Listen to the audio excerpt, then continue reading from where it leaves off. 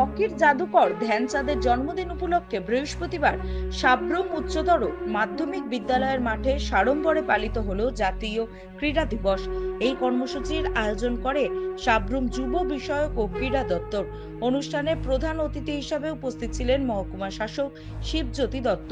পাশাপাশি ছিলেন সাব্রুম নগর পঞ্চায়েতের ভাইস চেয়ারপারসন দীপক দাস, প্রাক্তন চেয়ারপারসন শান্তিপ্রিয় ভৌমিক, বিদ্যালয়ের পরিদর্শক জার্নাং মগ, বিশিষ্ট সমাজসেবী তাপস লোধ, গৌতম ত্রিপুরা সহ মহকুমার একাধিক গুণীজন। অতিথিরা ধ্যানচাঁদের প্রতিকৃতিতে শ্রদ্ধাঞ্জলি নিবেদন করে দিনের সূচনা করেন।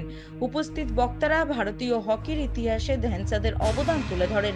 বক্তাদের মতে তার জন্মদিনকে জাতীয় ক্রীড়া দিবস হিসাবে পালনের মধ্যে দিয়ে নতুন প্রজন্মকে ক্রীড়ার প্রতি অনুপ্রাণিত করা সম্ভব।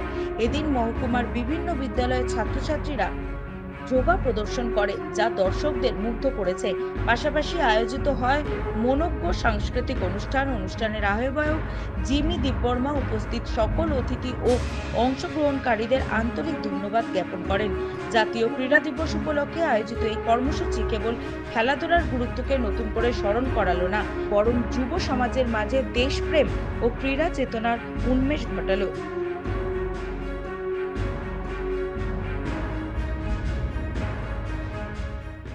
নমস্কার সবাইকে। এখানে উপস্থিত হয়েছেন আমাদের honourable Shri Dipak Das, vice chairman of Sabroom. তারপর উপস্থিত হয়েছেন শ্রী শিবজ্যোতি দত্ত, SCM সাব্রুম, এবং অন্যান্য আরও উপস্থিত এখানে হয়েছে। আর আমাদের এই অনুষ্ঠানটা পালিত হচ্ছে ন্যাশনাল স্পোর্টস ডে হিসেবে, আর তা 3 দিন ব্যাপী চলবে।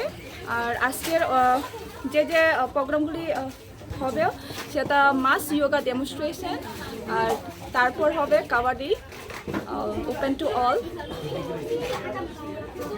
এখানে উপস্থিত সবাইকে আমি শুভেচ্ছা জানাচ্ছি।